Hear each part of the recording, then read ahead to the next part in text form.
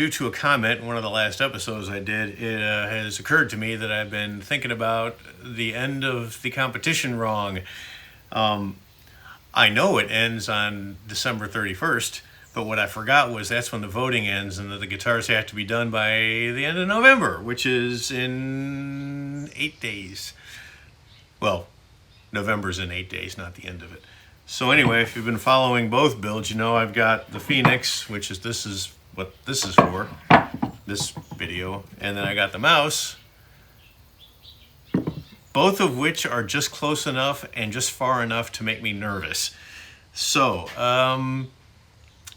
a lot is going to happen in the next episodes, this episode for the Phoenix and the next episode for the mouse, because it has to. I have to get a lot farther. I would really like to be finishing these things in, less than 2 weeks. And that's going to be tricky because next week I'm out of town for 4 days delivering a guitar. There'll be a blog about that too. So, one of these days, Kent is going to remember the date that he has to remember when it comes to this kind of thing. I got so comfortable going, man, I still got 2 months. And I knew better. That's the part that makes me crazy, is I knew better. All right, anyway, here we go.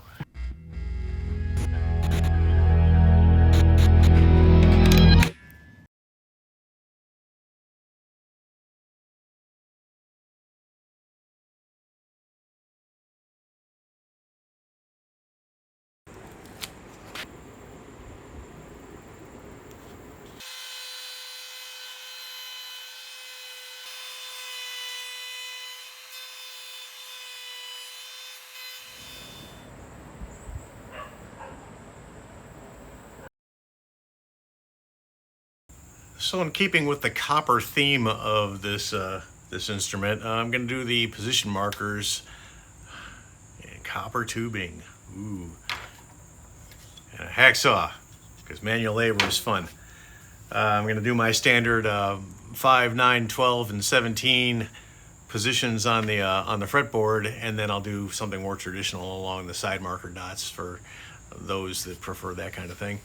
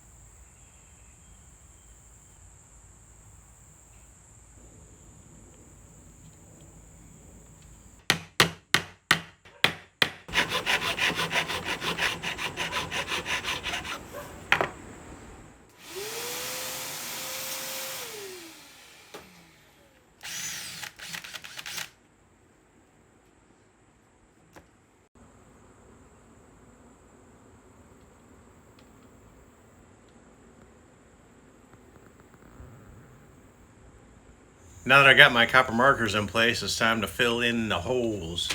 So I've been thinking a lot about what color do I want to use. Do I want to use just black, like I did in my other necks, or do I want to do a color? And if I do a color, which one will look right as the copper patinas, or just gets mutzy over time? Mutzy? That's a word. And I settled on hot chocolate mica powder. I don't know if this is going to show up on the camera, but it's kind of a groovy, sort of golden brownish gray. And I think that'll work really nice. It's not totally black, and my excellent application tool. And instead of doing resin, I'm gonna do a very, very thin CA glue. Packaging could be better.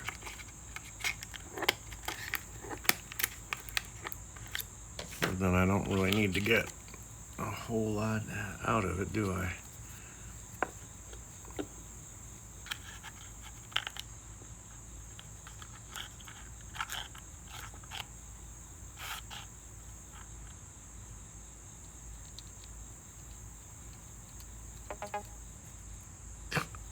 Well, that was a mess, wasn't it?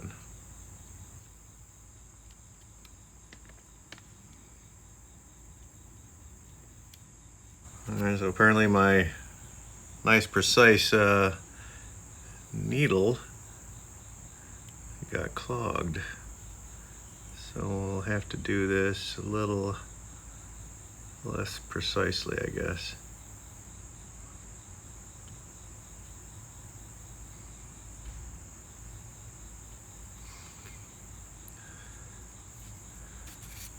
And I'm getting the hole.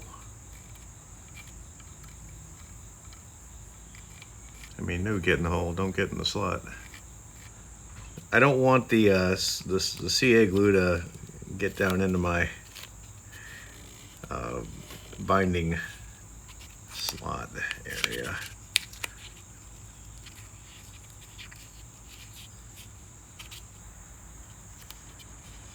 There. That ought to do the trick.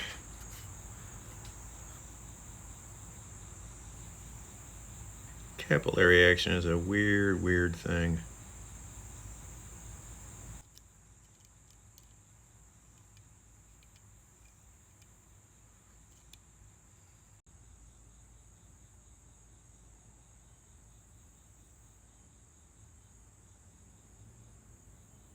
All right, gonna let it dry and see how it turns out. Give it a half hour, maybe a little longer, because sometimes the CA glue takes longer to set when there's more of it, which, you know, there's more of it in these holes. I'll probably have to add a little more, maybe some of the mica too, but probably not. Probably just top it off with the glue, so it's got a nice shiny cover. But I think it's going to be groovy. I think this is a good color for it, so might utilize it somewhere else on the instrument now that I'm sort of seeing how it's turning out. Who knows? All right, they're a bit messy, but they're ready to support radiusing. But before I do that, I gotta sort out what I was gonna do for binding. Now, originally, I was thinking about something just, you know, simple as some black plastic, which doesn't look terrible. It's okay. Then I thought, what about doing copper binding, which might have been kind of neat, except that the material itself to get the right kind of copper was going to cost me about $55, which seemed, yeah, in a certain life I would do that. In the current one, maybe not. So then I thought, what about this strip of Padauk that I was going to originally inlay in the back and decided not to do that. I don't remember why. There was a because it wasn't long enough to go all the way. That was it.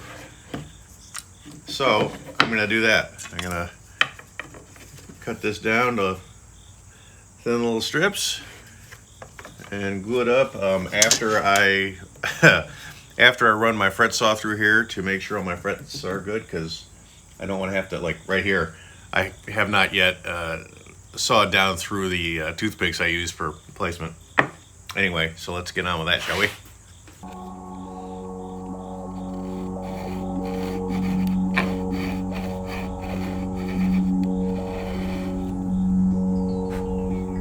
Making sure that there's no CA glue and mica residue in these slots next to the markers.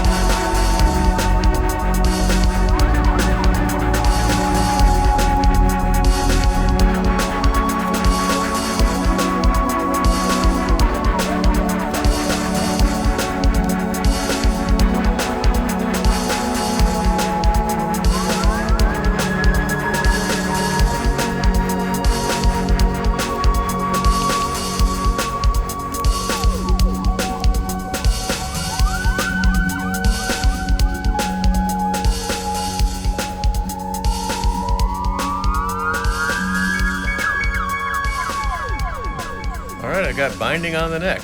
I realize, and you may have pointed out or noticed that, yeah, it's a little tall and it's a little wide. Didn't want to go too crazy tight on the table saw.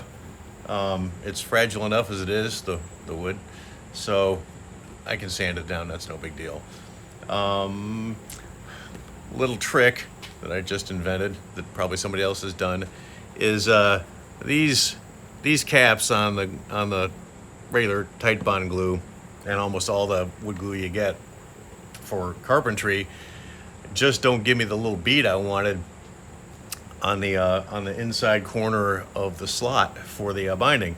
So what I did is I got some Elmer school glue and I got some tight bond glue and a little tiny thing, and I swapped the lids.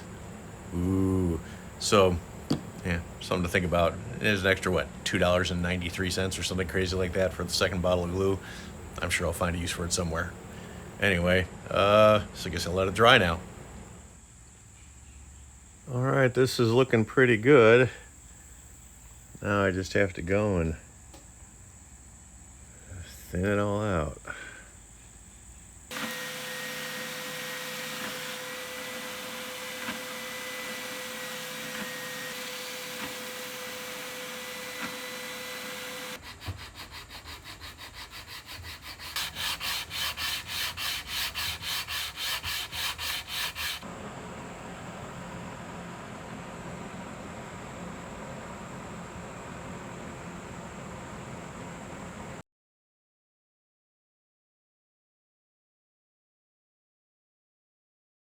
All right, it's radiused and polished up to 2000 grit.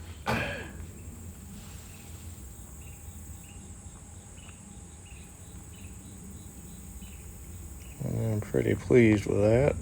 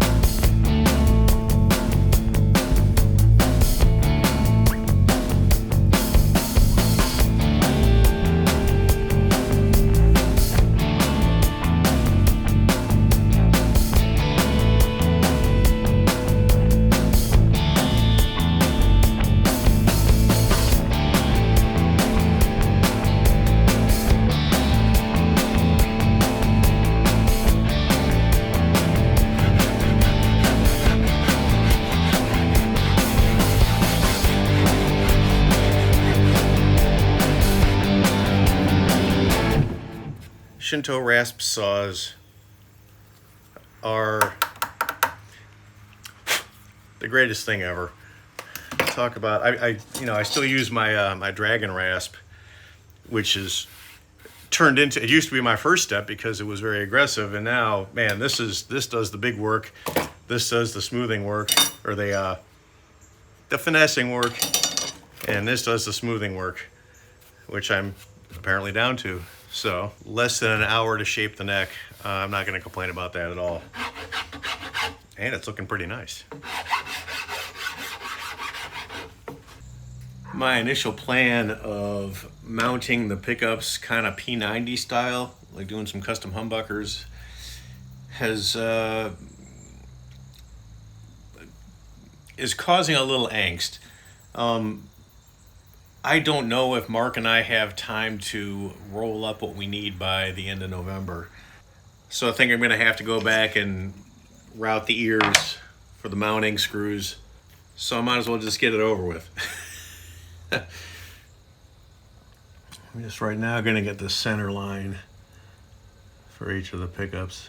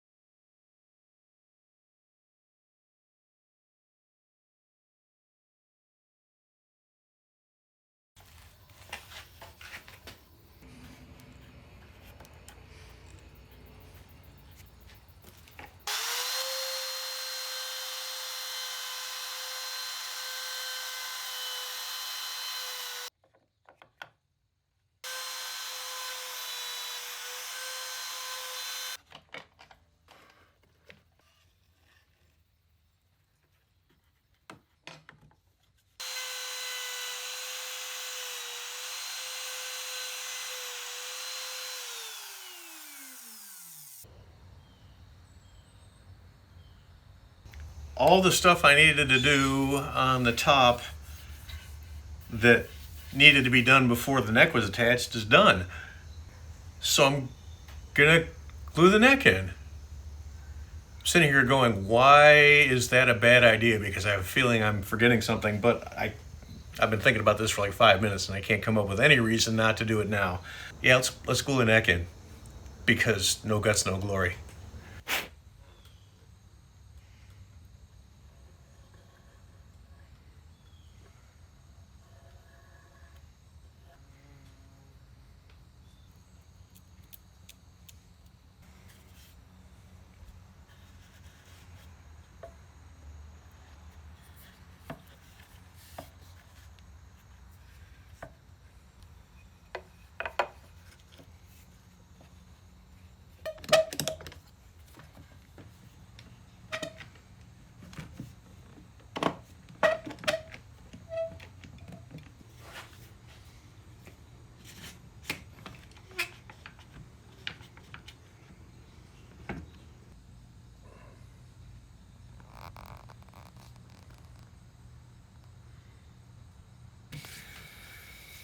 I think this is a glorious place to end this episode. Got a lot more done in a shortish amount of time.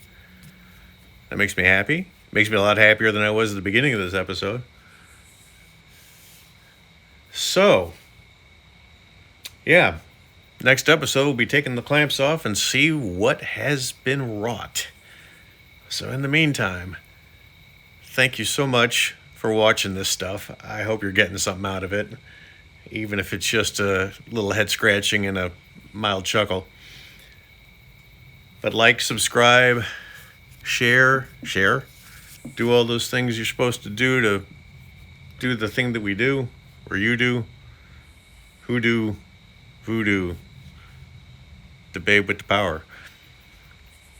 I think that's a good note to end on. See ya.